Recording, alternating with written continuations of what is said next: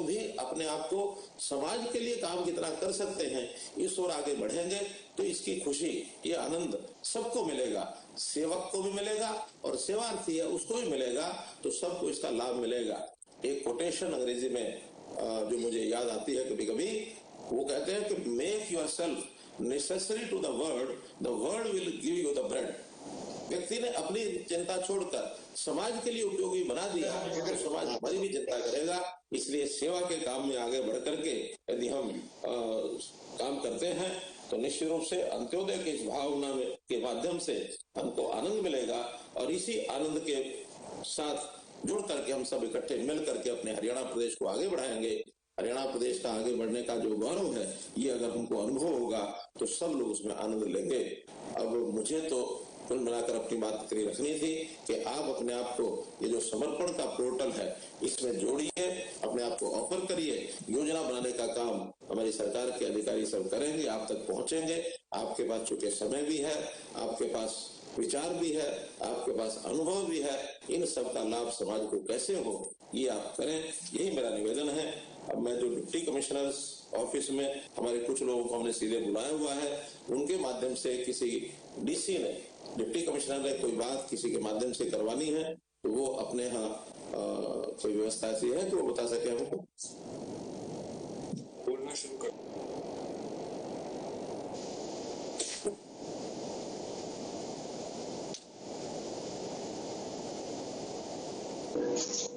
नमस्कार सर। कोई भी डिप्टी कमिश्नर अपना माइक ऑन करके और किसी को बोलना है तो कोई बात करवा सकते हैं। नमस्कार सर। नमस्कार सर। अपने आप को अनम्यूट करके कोई भी बोल सकता है।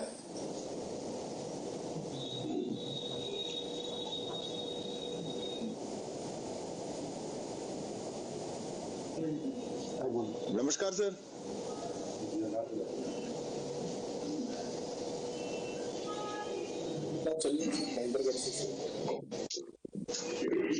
आवाज कम आ रही है, कौन बोल रहे हैं? जरा आवाज ऊंची करा। नमस्कार सर।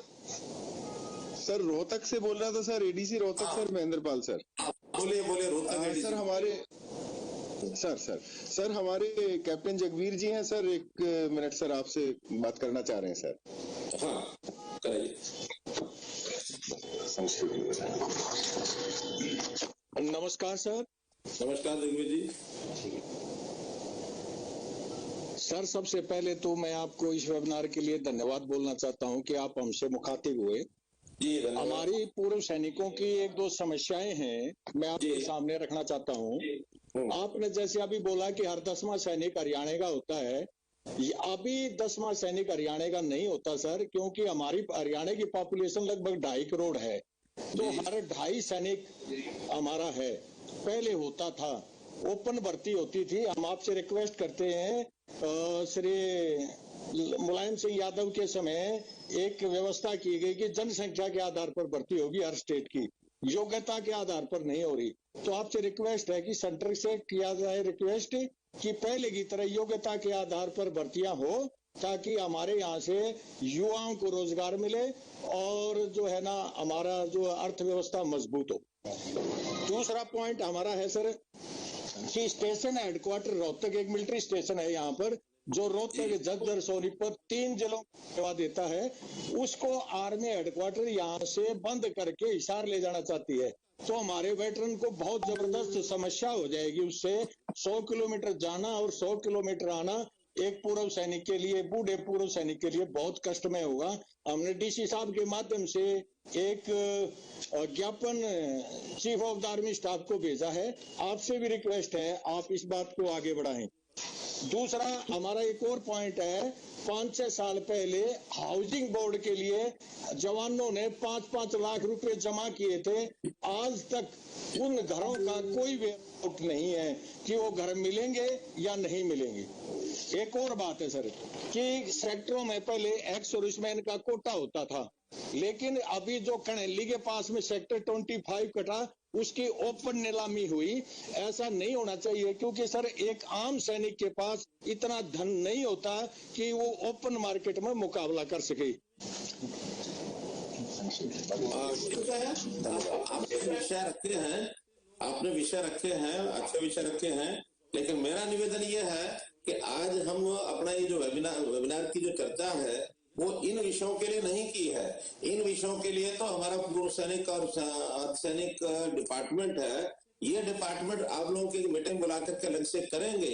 आज तो पूर्व सैनिक, हमारे जो सेवानिवृत्त कर्मचारी, ये सब अपने अनुभवों के आधार पर, अपने विचार और अपनी क्षमता के आधार पर समाज के लिए क्या कर सकते हैं और सरकारी योजनाओं को गरीब लोगों तक कैसे पहुंचा सकते हैं, आज का जो विचार है वो ये है। इस विचार में अगर आप कोई बात रखना चाहेंगे तो जरूर उसका आज के इस संदर्भ में महत्व होगा। आपकी बातों को अलग से किसी प्लेटफॉर्म पर हम लेंगे कि सैनिक, पूर्व सैनिकों की समस्याएं क्या है, उसको हल करने के लिए क्या करना होगा, वो विषय बाद में कभी भी किसी अवसर के ऊपर जरूर हम उसको चर्चा करेंगे। लेकिन आज जो विषय मैंने रखा है उसका संदर्भ भी दूसरा है। उस संदर्भ में आपको कोई क्लैरिफिकेशन करनी हो, कोई बात पूछनी हो, कोई बतानी हो, कोई सुझाव हो, वो आप देंगे तो अच्छा रहेगा। और कोई जिला? सर नमस्कार सर, मैं डीसी फरीदाबाद जितेंद्र यादव। सर ये हमारे डीआईजी साहब जमाल खान एक बार बात कर लीजिए। जी फरीदाबाद। नमस्कार सर, मैं एक्स डीआईजी जमाल खान हूँ। सीआईएसएफ से अप्रैल में रिटायर हुआ हूँ सर, और मैं अब हरियाणा में पिछले 8 साल से रह रहा हूँ सर, फरीदाबाद में। और कुछ आपसे सर शेयर करना चाहता था।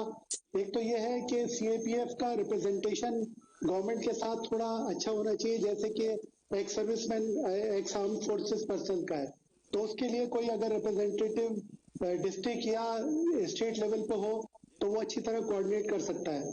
बहुत ज्यादा लोग रिटायर्ड बीएसएफ, सीआरपी, सीआईएसएफ के बहुत से लोग रिटायर्ड यहाँ सेटल हैं, कुछ मार्टर्स हैं और कुछ सर्विंग पर्सनल भी यहाँ रहते हैं, तो उनकी मदद के लिए ये हो सकता है। दूसरी चीज सर, रिटायर्ड लोगों की सर्विसेज इस तरह इस्तेमाल करी जा सकती हैं, जैसे कि हम पुलिस और एडमिनिस्ट्रेशन के बीच में जो गैप है, हम सिक्योरिटी पर्सनल को, यंगस्टर को ट्रेन कर सकते हैं to do the policing, to fill the gap between the police and the requirement of police. तो हमारी सर्विसेज इस काम के लिए इस्तेमाल करी जा सकती हैं।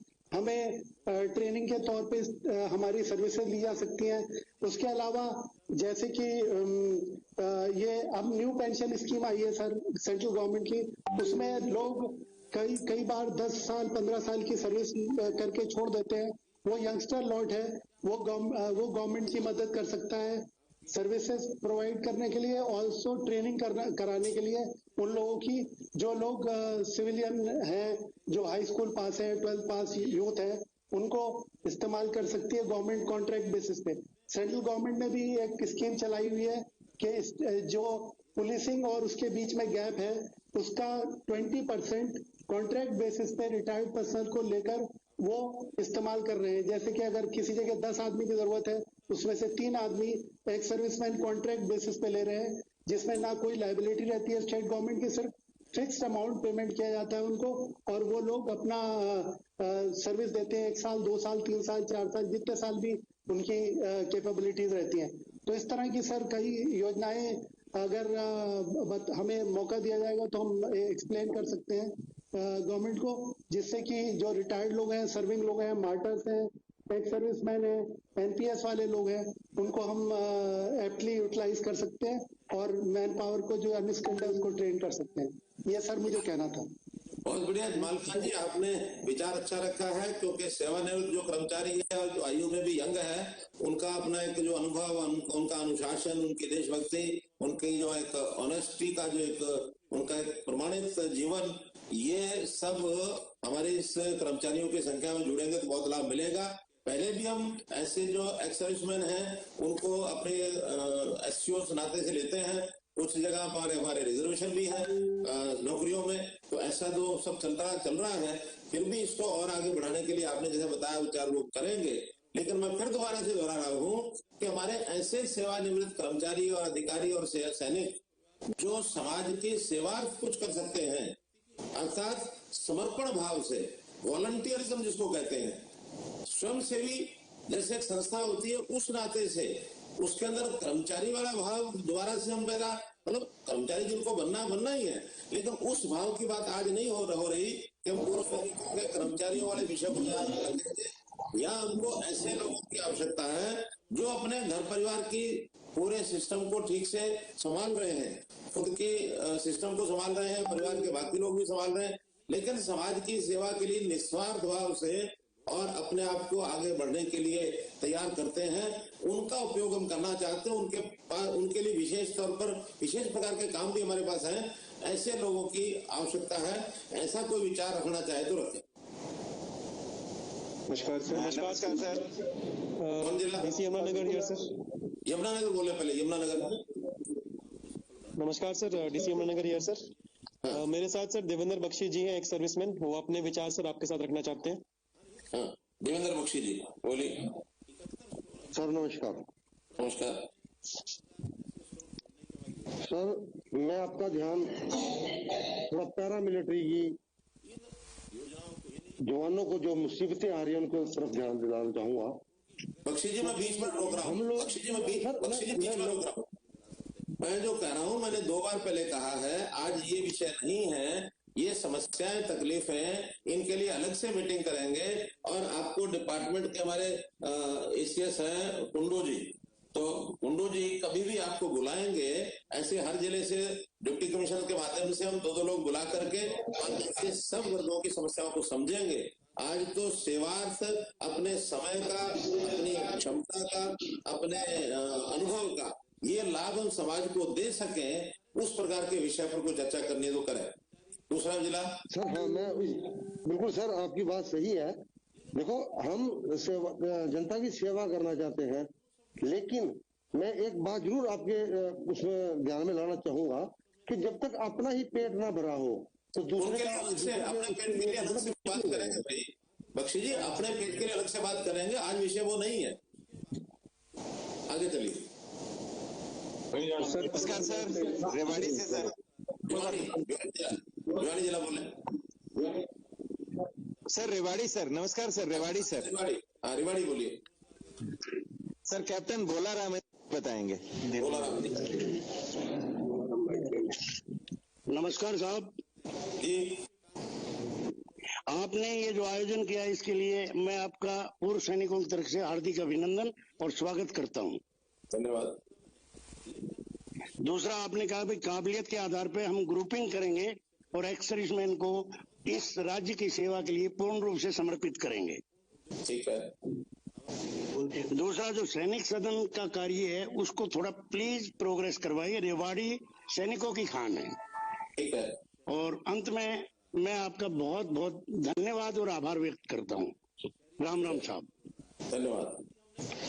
नमस्कार सर। अम्बाला से सर। कर्नल गोपाल सिंह फरीदाबाद से, अखिल भारतीय पूर्व सैनिक सेवा परिषद हरियाणा को देख रहा हूँ। हाँ, फरीदाबाद बोलिए। फरीदाबाद के बाद फिर अम्बाला। हाँ, मैं सबसे पहले तो आपको नमन वंदन प्रणाम जी। जो पिछले 13 साल से मैं पूर्व सैनिक होने के नाते हरियाणा के अंदर समर्पण भाव से काम कर रहा हूं अपने साथियों के साथ, और अब तक जो भी आपकी हमारी सरकार ने जो काम किए हैं उनके बारे में 1 मिनट लूंगा। एक तो जो सैनिक स्कूल्स के लिए जो हमने प्रार्थना की है वो आपने मानी है, और उसको कम से कम 4, 5 या 6 सैनिक स्कूल हरियाणा के अंदर आने चाहिए। जब 10वां जवान सेना का जब हरियाणा का है तो सैनिक स्कूल भी बनने चाहिए, और खासतौर से फरीदाबाद इस इलाके में एक तो कम से कम आना चाहिए। दूसरा, आपके माध्यम से 10 सैन्य सदन जो हमारे पूर्व सैनिकों के लिए बनाए जा रहे हैं उसमें कुछ अभी रुकावट आई है, उसको थोड़ा आगे बढ़ाने की कोशिश करवाएं तो बहुत अच्छा होगा।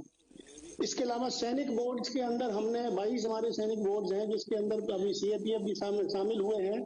वहां पर एक कमेटी हम अपनी तरफ से पूर्व सैनिकों की बना करके दे रहे हैं, जिससे कि इनका काम थोड़ा हल्का हो और हमारी समस्याओं को ये समझ करके और डीसी तक और आगे तक आप तक पहुंचाने की कोशिश करेंगे, हम कर रहे हैं सर। उसके अलावा सैन्य अकेडमी की पिछली बार बात हुई थी कि हरियाणा प्रदेश में जितने वर्ग भी हमारे कमजोर वर्ग के लोग हैं उनको सरकार कुछ अनुदान दे करके सैन्य अकादमी तैयार करके जिसके ट्रेनिंग दे करके उनको भर्ती कराने के लिए कोशिश की जाएगी। उसके ऊपर थोड़ा आगे बढ़ाने की कोशिश की जाए, आपके माध्यम से ये चल रहा है, होने वाला है। उसके अलावा एक और जो हम सोच रहे हैं कि सैनिक अपना जो बोर्ड है वहां पर कोई भी समर्पण भाव से एडवोकेट वगैरह ऐसे 1-2 बिठाए जाएं यदि उनको थोड़ा अनुदान सरकार की तरफ से मिल सके, जो हमारे पूर्व सैनिक आते हैं उनकी समस्याओं को वहीं बैठे बैठे सुलझा करके और आगे बढ़ाया जाए, जिससे कि कम उनका समय लगे जाना, यानी उनको मुश्किल ना हो। दूसरा, फरीदाबाद, पलवल और नूह की एक और बहुत बड़ी समस्या वो ये है पूर्व सैनिकों की कि हमारा डीपीडीओ ये है दिल्ली के रेड फोर्ट के अंदर, उसको आने में तकरीबन 4000 हमारे पूर्व सैनिक वहां जाते हैं, कम से कम 2 आदमी उनके साथ में जाते हैं, तो उनके जाने से तमाम पैसा खर्च होता है और नुकसान समय का होता है। यदि इस डीपीडीओ को या तो फरीदाबाद या पलवल में शिफ्ट करा दिया जाए तो ये बहुत बड़ी मेहरबानी होगी। हम सभी पूर्व सैनिकों की तरफ से और जितने भी हमारे कर्मचारी साथ में जुड़े हुए हैं, हम समर्पण भाव से आपके साथ में है, जैसा हुक्म मिलेगा हम 24 घंटे काम करने के लिए तैयार हैं। बहुत बहुत शुक्रिया, धन्यवाद। धन्यवाद। अब मेरा निवेदन सबसे यही है कि जितने भी हमारे संपर्क में बंधु हैं या जो मेरी बात सुन रहे हैं, सभी समर्पण पोर्टल पर अपना रजिस्ट्रेशन जरूर कराएं, ताकि ऐसे समूहों में फिर अलग से जिलानुसार अथवा उससे भी नीचे ब्लॉक शहर के अनुसार हम आपस में मिलेंगे, इन बातों की चर्चा दोबारा आगे करेंगे। जिला पंचकुला। नमस्कार सर, यहाँ पंचकुला में हमारे साथ काफी सेवानिवृत्त फौज से सीनियर अधिकारी और सिविल सेवाओं से भी सेवानिवृत्त अधिकारी हैं। उनमें से हमारे साथ ब्रिगेडियर सरजीत सिंह जी हैं, जो आपसे इस विषय पर कुछ बात रखना चाहते हैं। जी ब्रिगेडियर साहब। Good morning sir. जी नमस्कार। My congratulations and appreciation to the Chief Minister for initiating such a good scheme for the ex-servicemen. And I can assure you, sir, we ex-servicemen will participate in all of these schemes wholeheartedly. Thank you. And you are going to appreciate our participation. Only submission is, this event, like this event, it should be given a wide publicity first, and then I am sure more ex-servicemen will get together and get the benefit of all the scheme which you have initiated. About the state of Haryana, while we were in service, our OR, rank have got problem at home, they do come to us. We take our initiative, contact the civil authority to sort out that problem. My due apology, it takes longer time. Still I hope the Haryana state is much better, but you have been overtaken by Uttar Pradesh state. And second, I must request you, sir, it's a wonderful concept to have high-rising buildings and societies where ex-servicemen are staying. The biggest problem is today, you want affidavit every year at the end of March, which everybody has to submit into the office. My apology, there are certain old people, old widows, old parents are staying in these societies, which may not be able to come to the office to deposit it. Therefore, I only request for a solution, sir, if it can be implemented. All societies have got the president, have got the secretary. If the instruction can be passed to them, to the local administration, through police or anybody else, give a date, everybody deposit the house rent certificate with the president or the society, and in bulk, in one go, it can be submitted to the administrative office. So that thing can be sorted out. It can be periodically with different dates. If that can be included, I'll be grateful, and it will ease us a lot of problems, because the old ladies, about 80-year-old, cannot go anywhere.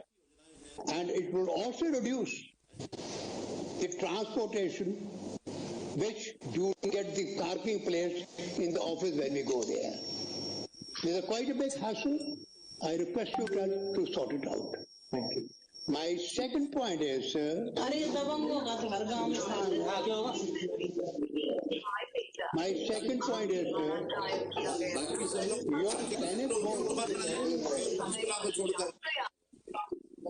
your Senate board officers are doing a wonderful job.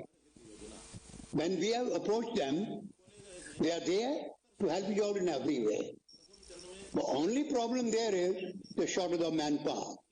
The officer wants to do so many things, but he doesn't have a working hand as per the requirement. If this thing can be looked into, sir, I will be grateful to you. That's all I want to say, sir. Thank you very much. And we appreciate the portal system which you have introduced. I'm sure, sir, maximum ex-servicemen, ex-service people will participate in it. Thank you, sir. Thank you very much. Now, Ambala. नमस्कार sir Vikram बात कर रहा हूँ sir Ambala से। Sir Subhash Goyal जी हैं, president excise and taxation pensioners association से। Sir ये बात करेंगे। नमस्कार सर। नमस्कार सर, आपका इस सेवानिवृत्त कर्मचारियों के लिए जो फंक्शन आपने ऑर्गेनाइज किया, सारे पेंशनर और रिटायर कर्मचारियों की तरफ से आपका धन्यवाद। आपके मन में आया कि इनकी बात को सुना जाए। सर, निवेदन है, जैसे आपने बताया कि जो आदमी रिटायर हुए हैं वो सेवा भाव के लिए क्या कर सकते हैं। मेरा इसमें सुझाव है, एक्साइज एंड टैक्सेशन में एक बहुत बड़ी टीम ऐसी है सर, जो सरकार के रेवेन्यू को कलेक्ट करने में जो साइलेंट मोड में है उसको एक्टिव मोड में लाने के लिए, जिसका 4-5 हजार करोड़ रुपया सरकार को ऐसा आ सकता है सर। इसके लिए अगर आप उनकी सर्विसेज को यूटिलाइज करो सर, इसमें सरकार का भला हो सकता है सर। इतना सर, जो पैसा साइलेंट मोड में है सर, जिसकी अमाउंट तकरीबन 4,000 करोड़ रुपया हो सकती है सर, 4,000 करोड़ रुपया सर की। और सरकार के डेवलपमेंट के लिए सर एक बहुत बड़ा सर ये, जैसे आपने पीछे बयान था आपका अखबार में कि 5,000 करोड़ रुपया हमने लोन लिया सर। अगर ये पैसा अगर आपके पास सरकार के पास आ जाता सर, ये लोन लेने की भी जरूरत नहीं थी सर। इस डिपार्टमेंट का सर लगभग 150 करोड़ रुपया पर डे की कलेक्शन है सर। 150 करोड़ रुपए पर डे की कलेक्शन है सर। अगर इसमें जो अधिकारी हैं, शॉर्टेज है स्टाफ की बहुत ज्यादा। जो अधिकारी रिटायर हो चुके हैं, जो फिजिकल फिट हैं, कॉम्पिटेंट हैं, स्टायर हैं, on the basis of performance है जी, उनकी अगर सेवा को जो है ना अगर यूटिलाइज किया जाए प्रॉपर तरीके से, हर डिस्ट्रिक्ट में 5-4 आदमी को, डिपार्टमेंट के लिए बड़ा फ्रूटफुल होगा सर। बहुत अच्छा सुझाव। सेकेंडली सर, कुछ पेंशनर है सर। अब ऐसा आपने बताया कि इस स्टेज में पेंशनर के लिए अलग होगा। पेंशनर के जो रिवीजन के आपने हुक्म किया था कि रिवीजन होनी चाहिए, हो नहीं रही सर। ये काफी प्रॉब्लम है सर उसमें। लेकिन हमारा प्राइम इश्यू ये है सर, अब आपने जैसे बताया डीसी साहब की तरफ से भी, हम अपनी तरफ से भी, हमारा डिपार्टमेंट के जो इतने काबिल इंस्पेक्टर हैं सर, ऑफिसर्स हैं सर, हर लेवल का स्टाफ है, जो सरकार के रेवेन्यू को बढ़ाने में सर बहुत लाभदायक हो सकते हैं सर। ठीक है, ये बात तो आ गई है। और कोई विषय? हाँ जी। सेकंडली सर, ये जो पेंशनर है सर, जो रिटायर हो चुके हैं, इनको कम्यूटेड वैल्यू पेंशन मिलती है sir 18 at the time of retirement sir. 8.1% interest लेती है सरकार सर जब पैसे मिलते हैं उसको। लेकिन जबकि एक्चुअल में कैलकुलेशन करो सर, 18.73% इंटरेस्ट ले रही सर सरकार। 18.73% इंटरेस्ट लिया जा रहा पेंशनर से सर। ये बहुत बड़ा नुकसान है सर पेंशनर को। ठीक है, ठीक है। और कोई जिला? हमारा नमस्कार सर। माला म्यूट करें अपने आप को। कौन सा जिला? नमस्कार सर, जींद से sir, city magistrate Jind sir. Jind से बोलिए। जी सर, हाँ, कैप्टन आजाद सिंह मलिक जी कुछ कहना चाहते हैं, तो जी इधर से। मैं कैप्टन आजाद सिंह मलिक आपको नमस्कार करता हूँ। जी नमस्कार। मैं फौज से रिटायर हुए मुझे 21 साल हो गए हैं। मैं 16 साल से भारतीय योग संस्थान से जुड़ा हुआ हूँ और हमारी भारतीय योग संस्थान फ्री में सेवा देती है। हमने जिला जींद की पूरी पुलिस की योग करा करके उनमें से हमने इंस्ट्रक्टर तैयार किए। उसके बाद हमने जींद जेल में जाकर के उन कैदियों को योग सिखाया ताकि उनको मन को दिमाग में कुछ बदलाव आए। और हम अभी भी यही चाहते हैं कि हमारे जींद जिले में कम से कम 100 शिक्षक तैयार हैं, उसमें 50% लेडीज भी शामिल हैं। कहीं भी कोई भी संस्था हमारा सहयोग लेती है तो हम उनको निस्वार्थ उसकी भी जानकारी